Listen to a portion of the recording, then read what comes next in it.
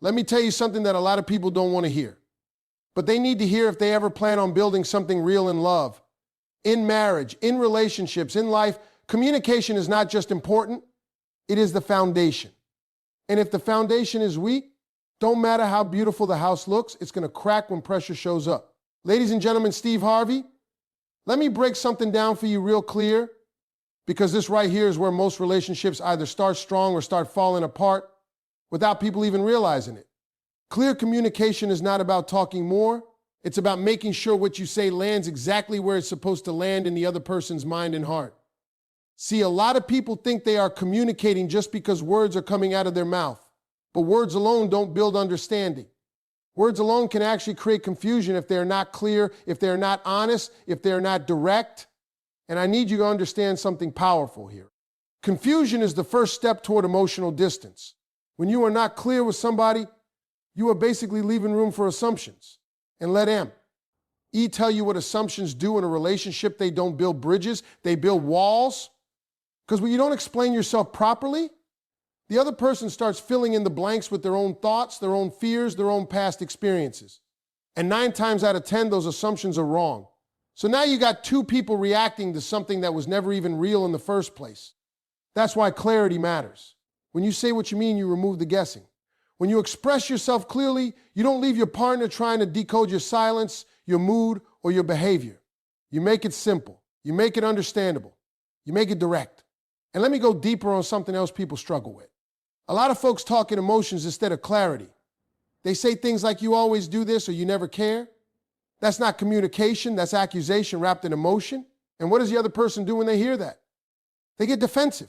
They stop listening to understand and start listening to defend themselves. Now nobody is solving anything. Now you got 2 people arguing, not 2 people communicating. Clear communication says, in this happened, I felt like this. That's clarity, that's ownership, that's truth without attack. And when you communicate like that, the other person actually has a chance to hear you instead of fighting you. Because let me tell you something about relationships. Nobody wins when communication turns into competition. If your goal is to prove you're right, you already lost the connection. But if your goal is to be understood, now you are building something real. And another thing people miss is timing. Clear communication is not just what you say, it's when you say it. You can have the right message at the wrong time and still create a problem. If somebody is already overwhelmed, stressed, or emotional, then they are in a state of distress. And you come in with a heavy conversation without care, you are not communicating clearly, you are adding pressure. Clear communication also requires emotional control. You cannot be in rage, in frustration, in pain, and expect clarity to come out perfectly. Sometimes you have to slow yourself down before you speak.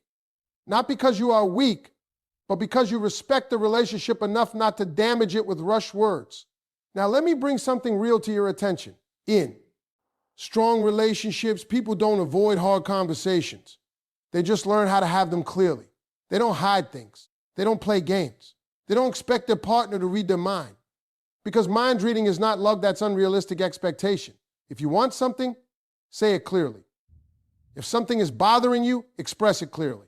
If you need reassurance, ask for it clearly. Because unclear communication leads to emotional guessing, and guessing leads to frustration, and frustration leads to distance. And I need you to understand something else too. Clarity builds safety. When your partner knows that you will say what you mean, they feel secure with you. They don't have to walk on eggshells. They don't have to constantly wonder what's wrong. They don't have to decode your silence. But when you are unclear, when you shut down, when you expect them to just know, you are actually creating emotional insecurity in the relationship. And here's the truth nobody wants to admit. Many relationships don't fail because of lack of love. They fail because of lack of clarity. Love is there, but confusion is louder.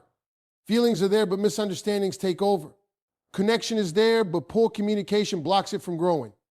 So if you want a relationship to survive pressure, survive distance, survive misunderstanding, then you have to master this one thing. Say it clearly, say it honestly, say it respectfully.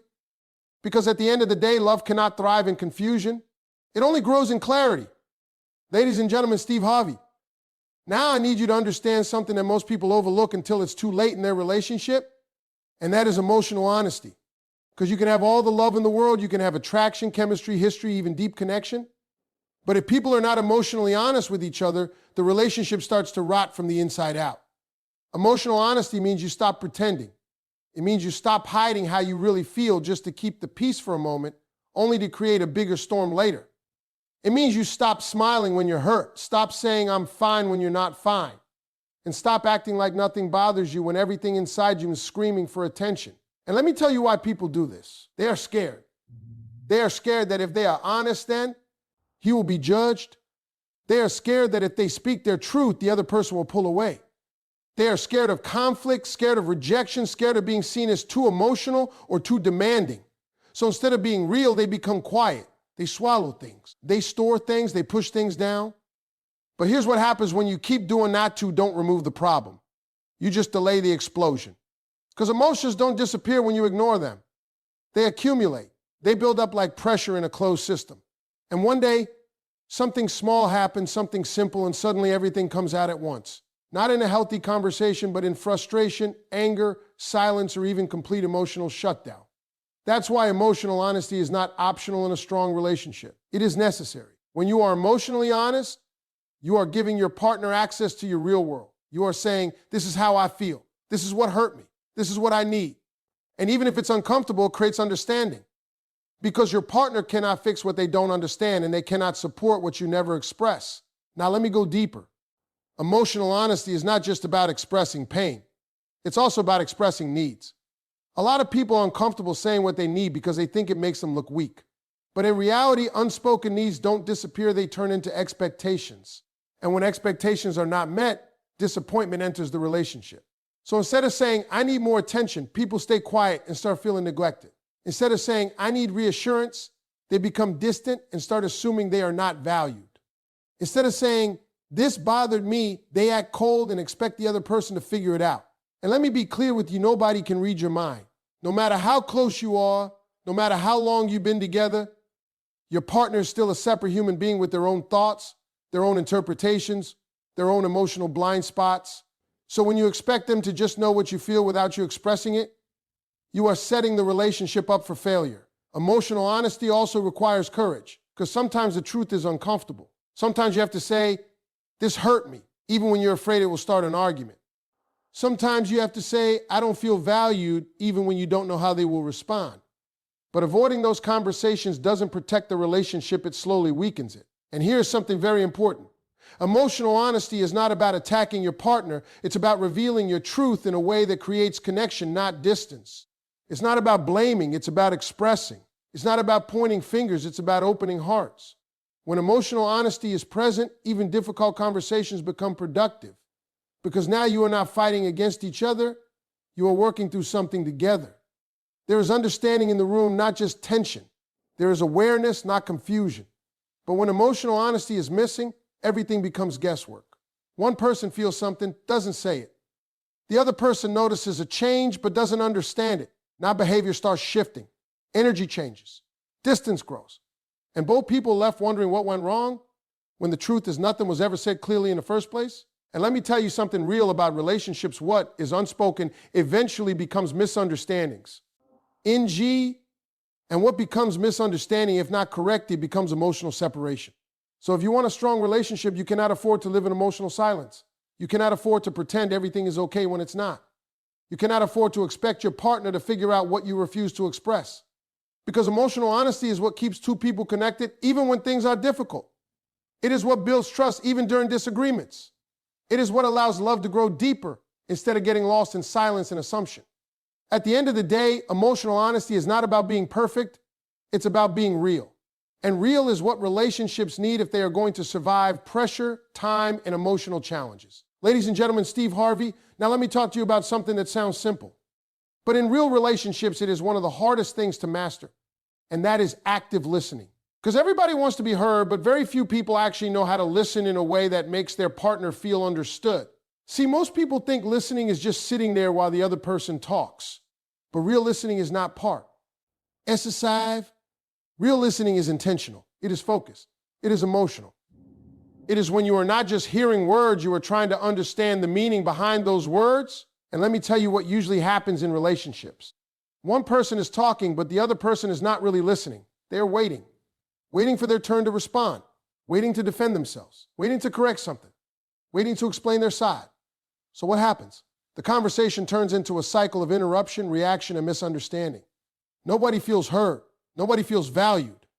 And both people walk away from the conversation feeling even more distant than before it started. Active listening changes that completely. Because when you truly listen, you are not trying to win the conversation. You are trying to understand your partner's world. You are trying to step into their emotions for a moment and see what they see, feel what they feel, and understand why they feel that way. And let me be real with you, this is not easy.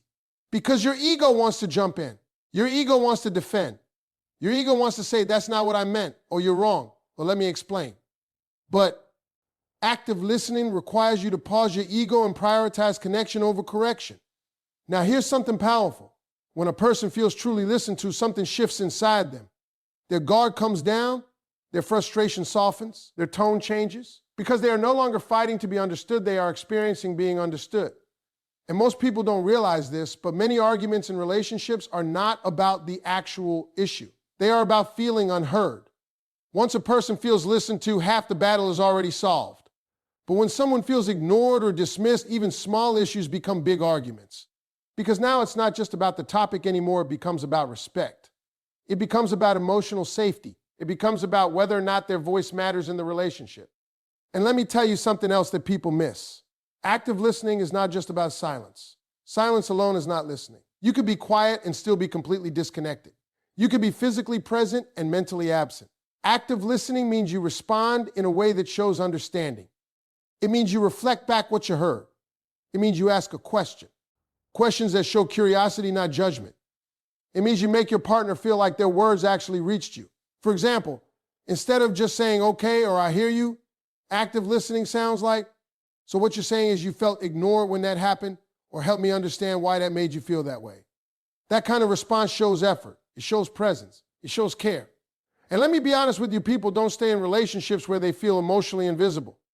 They might stay physically, but emotionally they disconnect long before anything ends. And the biggest reason for that emotional disconnection is not always conflict, it's feeling unheard. Now let's go deeper. Active listening also requires patience, because sometimes your partner is not going to express themselves perfectly. They might be emotional. They might be unclear. They might repeat themselves. They might struggle to put their feelings into words. And in those moments, your job is not to rush them. Your job is not to correct them. Your job is to give them space to fully express what they are feeling without interruption.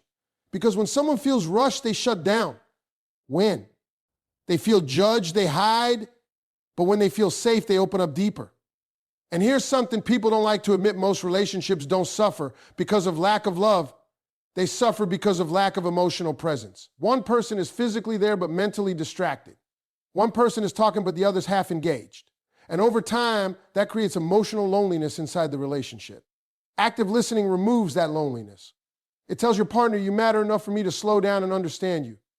It tells them your feelings are important enough for me to stop thinking about myself for a moment. And that kind of emotional attention builds a strong bond. Because at the end of the day, people don't just want someone who hears them. They want someone who understands them.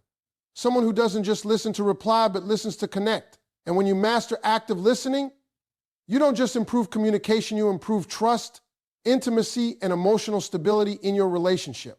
Ladies and gentlemen, Steve Harvey. Now let me talk to you about something that sounds simple on the surface, but it is one of the biggest reasons relationships either build real trust or slowly fall apart over time, and that is consistency in words and actions. See, a lot of people can say the right thing. They can talk smooth. They can say, I love you, I care about you, I'm here for you, matter to me. Words are easy. Words are cheap. Anybody can say the right thing in the right moment. But consistency is not about what you say in a good moment. It's about what you do when nobody is watching, when things are not convenient, when emotions are not high, and when effort is actually required. Because let me tell you something real about human nature. People don't trust words. They trust patterns. They don't build their heart around what you said once. They build it around what you repeatedly do over time. That repetition becomes proof. That proof becomes trust. And that trust becomes the foundation of the relationship. Now, here's where most relationships start to break down. Somebody says the right things, but their actions don't match. They say, I miss you, but they don't show up. They say you are important to me, but they consistently prioritize everything else over you. They say, I'm going to change, but the behavior never changes. And over time, the person on the receiving end stops believing the words completely. And when words lose value, communication starts dying. Because now every promise sounds like noise. Every apology sounds temporary. Every reassurance feels empty. Not because the words are wrong, but because the consistency is missing. And let me tell you something powerful. Once trust starts breaking because of inconsistency, it is very hard to rebuild. Because the mind starts protecting itself. The heart starts expecting disappointment. The person stops relaxing in the relationship and starts observing it. They start watching your actions more than they are listening to your words. And that's when love starts turning into caution. Now let's go deeper. Consistency is not about being perfect. People think consistency means never making mistakes. That's not true. Consistency means your overall behavior follows a pattern of reliability. It means when you say something, there is a high chance you will follow through. It means your partner does not have to constantly guess where they stand with you, because uncertainty is emotionally exhausting. When someone doesn't know if your words will work, I'll match your actions, they live in a state of emotional confusion. One day they feel loved. The next day they feel ignored. One moment they feel secure. The next moment they feel unsure. And nobody can build emotional peace in that kind of environment. Now here's something people don't like to admit. Consistency is what creates emotional safety. When your actions match your words over time, your partner starts to relax. They don't have to overthink. They don't have to analyze everything you do. They don't have to question your intentions all the time, because your behavior is already spoken for you. And let me tell you something else. Consistency is more powerful than intensity. A lot of people come into relationships with strong emotions, big energy, big promises, big feelings. But intensity fades if it is not supported by consistency. What matters is not how strong you show up once, it's how steady you show up every day. Because love is not proven in big moments. Love is proven in small, repeated actions. It's in the check-ins. It's in the follow-through. It's in being present when it's not exciting. It's in showing up even when you're tired. It's in doing what you said you went with. Would do without needing reminders. And let me break something down very clearly. When inconsistency enters a relationship, doubt enters with it. And once doubt is inside the relationship, everything becomes harder. Conversations become more sensitive. Trust becomes more fragile. Even innocent actions start getting questioned, because now the emotional foundation is unstable. But consistency rebuilds that foundation, step by step, day by day, action by action. Now here's the truth most people avoid: if your words and actions don't match, eventually your words will stop mattering completely. People will stop believing what you say and only believe what you show. And once you reach that point, you don't have influence anymore. You only have observation around you. And in relationships, that is dangerous, because love cannot survive long-term where belief is replaced by doubt. So if you want a strong relationship, you don't just focus on saying the right things. You focus on becoming someone whose actions naturally reflect their words. Someone predictable in a good way. Someone reliable in a way that brings peace, not confusion. Someone whose presence doesn't create anxiety, but creates stability. Because at the end of the day, consistency is what turns feelings into trust. And trust is what keeps relationships alive when emotions are tested by time, distance, and reality.